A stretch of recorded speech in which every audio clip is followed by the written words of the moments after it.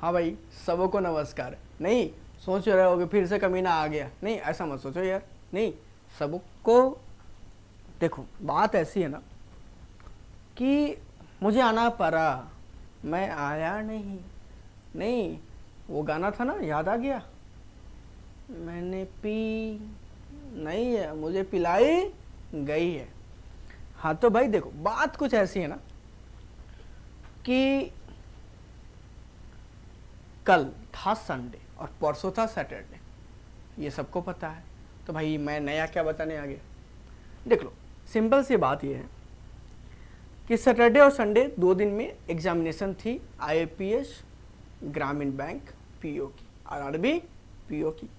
इस बार 2 ही दिन में आरआरबी ने निपटा डाली एग्जामिनेशन को। 4 दिन का लफड़ा, 3 दिन का लफड़ा एकदम से उन्होंने नहीं रखा। अच्छा काम किया, नो डाउट। जैसे ही एग्जामिनेशन खत्म हुआ, क्वांटिटेटिव एप्टीट्यूड में लेवल जैसे ही बढ़ा, बच्चों का अटेम्प्ट धड़ाम से गिरा। इसमें कोई शक की बात नहीं, ये भी बात उतना ही सत्य है। कितना? जितना आप समझ रहे हो हैं। तो कट ऑफ की बात चल रही है फिर से कि भाई मेरा इतना अटेम्प्ट रहा, मैंने रीजनिंग में तो बड़ा अच्छा किया, 36 करा, 39 करा, 32 करा, 35 करा, मैथ्स में 12 पे लटक गया। अरे यार एक चीज बताओ, जब बना रहे थे क्वेश्चन को तो ये दिमाग में नहीं आया कि भैया यहाँ 40 तक चले गए, बहुत बढ़िया बात। टाइम नहीं देखा था अपने 40 क्वेश्चंस को अटेम्प्ट करने पे। क्या रीजनिंग टाइम टेकिंग नहीं था? दोनों के दोनों पेपर टाइम टेकिंग थे, रीजनिंग थोड़ा कम में था, इसमें कोई शक की बात नहीं। जितने बच्चों से बातें हुई, नहीं सही बात सोच रहा है सर, मैंने भी अटेम्प्ट दिया जा करके, देखूं तो क्वेश्चन का लेवल कैसा है। ये भी बात सही है। मैंने एग्जाम दे रहा था, कब दिया था? सैटरडे को, शिफ्ट कौन सी, आई थिंक थर्ड में। हाँ शिफ्ट थर्ड मेरी थी। नो डाउट मेरे भी अटेम्प्ट्स कम गए, नो डाउट, लेकिन मेरे मैथ्स के अच्छे गए। मैंने रीजनिंग पे फोकस बाद में किया, उल्टा मैंने किया। मैथ्स में क्वेश्चंस अच्छे थे, नो डाउट, बहुत अच्छी बात है। सब बच्चों ने यही कहा कि भैया मैथ्स में कोई 16 कर रहा है, कोई 18 कर रहा है, यही कर रहा है। 20 प्लस बहुत कम बच्चे थे, वो भी कर रहे थे। 24 तक, 25 तक बहुत, तो कहीं ना कहीं उनका रीजनिंग माइनस में गया था। 25 प्लस जो भी बच्चे, 20 प्लस जो मैथ्स में क्वांट में कर गए, उनका रीजनिंग फिर घसक गया था, कहीं ना कहीं 30 के आसपास आ गए थे। ओवरऑल अगर मैं बात करूं तो कहीं ना कहीं बच्चों का जो अटेम्प्ट्स है, बहुत ज़्यादा बच्चों की संख्या है, 52 से लेकर के 62 के बीच में। ये जो मैं बात बोल रहा हूँ, ये जो डेटा है हमारे पास, 52 से लेकर के 62 अटेम्प्ट्स जो है वो, मतलब इसमें एक लार्ज नंबर ऑफ स्टूडेंट्स है, लार्ज नंबर ऑफ एस्पिरेंट्स हैं, जिनका कहीं ना कहीं अटेम्प्ट्स, नंबर ऑफ अटेम्प्ट्स ये रहा है। बहुत कम है इस बार जो बोल रहे भाई 65 प्लस मैंने कर दिया ना, ये बहुत कम है। ये मुझे नहीं लगता कि 5% से ज़्यादा है। 5% भी शायद मैं ज़्यादा ही बोल रहा हूँ, नहीं है। तो इससे कम, इसके आसपास में 52 के आसपास में नंबर ऑफ स्टूडेंट्स जो थे, उनका अटेम्प्ट सबसे ज़्यादा रहा है। वो चाहे जो शिफ्ट उठा लो, आपको ही पता, क्वाड्रेटिक के क्वेश्चन बहुत कम पूछे गए, किसी किसी शिफ्ट में ना भी पूछे गए, मेरे शिफ्ट में भी नहीं था। तो एकदम से बहुत बच्चे परेशान है कि सर मेरा ना 52 ही अटेम्प्ट्स हुआ, मैं क्या करूं? क्या करोगे? पहला काम तो ये कि अगर आपने आरआरबी कलर का एग्जाम का फॉर्म फिल कर रखा है, तो आपका एग्जाम इसी वीक में है, तो उसकी प्रिपरेशन करो, नंबर 1 काम। अगर वो नहीं है तो आईपीएस कलर का आपने फॉर्म फिल कर रखा होगा, उसकी प्रिपरेशन करो ना। वो भी अगर नहीं कर रखा है तो अभी आईपीएस पीओ का नोटिफिकेशन आ रखा है, उसका फॉर्म फिल करो, उसकी प्रिपरेशन करो। मतलब फाइनली मैं कर रहा हूं कि पढ़ो, पढ़ाई पे फोकस करो, ना कि ये करो। इसमें कोई चेंज होगा, 52 तुम्हारा 54 हो जाएगा, 64 हो जाएगा? नहीं होगा भाई मेरे। और जब नहीं होगा, क्यों इसके बारे में सोच रहे हो? रिजल्ट आएगा, मेंस देना, रिजल्ट नहीं आएगा, मेंस नहीं देना।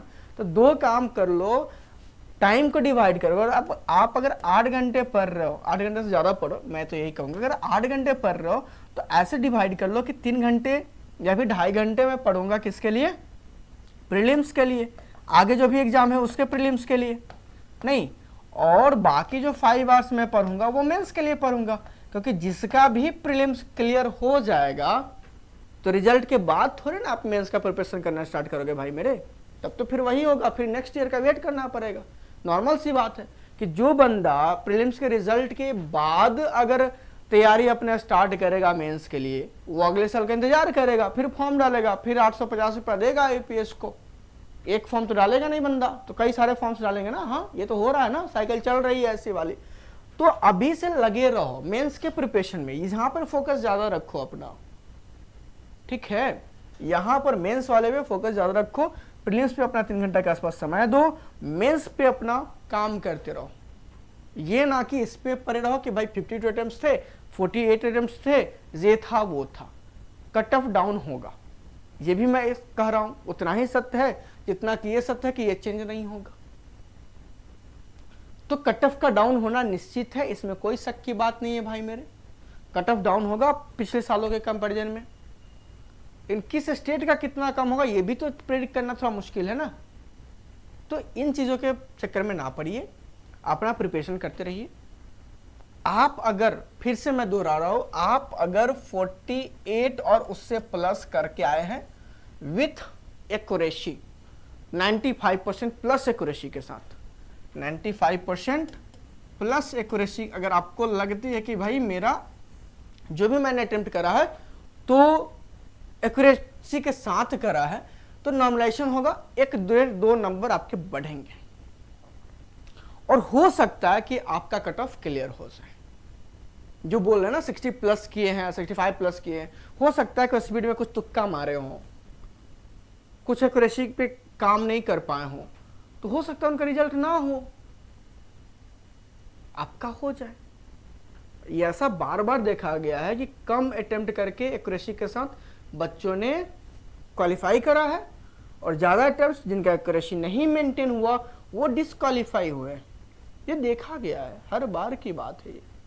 तो प्लीज इसके चक्कर में ना पड़िए, बस इतना ध्यान दीजिए कि हम पढ़ रहे 8 घंटा पढ़ रहे, 10 घंटा पढ़ रहे, 12 घंटा पढ़ रहे, उसमें थोड़ा सा टाइम मतलब अराउंड कर सकते हो, मतलब उसको कैसे बांट लो, आधा से कम आधा से ज्यादा ऐसे कर लो। 10 भाग है तो 10 में से तुम 4 भाग दे दो किसको, मतलब 5 में से 2 भाग दे दो प्रीलिम्स को, 3 भाग दे दो तुम मेंस को। करंट अफेयर्स पढ़ो, वहां नंबर बूस्ट होंगे तुम्हारे। तो ये सब चीज करो और किसके चक्कर में ना पड़ो, कट ऑफ के चक्कर में ना पड़ो, अटेम्प्ट्स के चक्कर में ना पड़ो, और अगले एग्जाम के बारे में सोचो कि अगर मेरा प्रीलिम्स का रिजल्ट आ गया फिर मेंस में मेरा क्या होगा, तो उसकी प्रिपरेशन करो। ये मेरा सलाह होगा भाई के रूप में, ठीक है।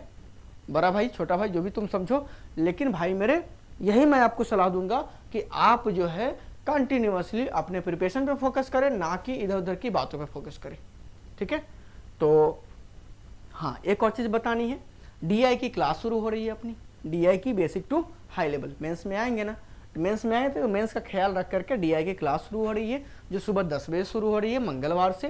तो आप उसमें जुड़िए और टेलीग्राम ग्रुप को आप ज्वाइन कीजिए। टेलीग्राम पे जो भी आपके डाउट्स है, डीआई हो या फिर कोई अर्थमेटिक का क्वेश्चन हो या फिर मिक्स्ड क्वेश्चन हो, कहीं से भी क्वेश्चन हो, अगर आपको कुछ डाउट्स हो रहा है आप उसको भेजिए, उसका सॉल्यूशन सेम डे इवनिंग तक मिल जाएगा। इसकी गारंटी वॉरियर्स मैथ्स डेफिनेटली करता है। हाँ भाई, वॉरियर्स मैथ्स, इस नाम को एकदम से दिमाग में बिठा कर रखो, ये आपको सपोर्ट करने के लिए आया है हर एक मोमेंट पे जहाँ पे बात आएगी किसके क्वांटिटेटिव एप्टीट्यूड की भाई मेरे, ठीक है। तो मिलते हैं हम लोग नेक्स्ट वीडियो में, तब तक अपना ख्याल रखिए, साथ में अपने प्रिपरेशन को बूस्ट कीजिए, ना ही कि इस बात पे चर्चा कीजिए कि 52 हुए, 55 हुए, 48 हुए कि 56 हुए। प्लीज ये छोटा सा रिक्वेस्ट है इस भाई का सामने वाले भाई और दीदियों से, प्लीज जितने सारे एस्पिरेंट्स है वो ये ध्यान रखें कि हमारा मेंस का प्रिपरेशन कितना अच्छा चल रहा है, इस पे ध्यान दें, ठीक है। मिलते हैं नेक्स्ट वीडियो में, till that take care, tata bye bye, और क्या कुछ नहीं, बूस्ट कीजिए अपना प्रिपरेशन।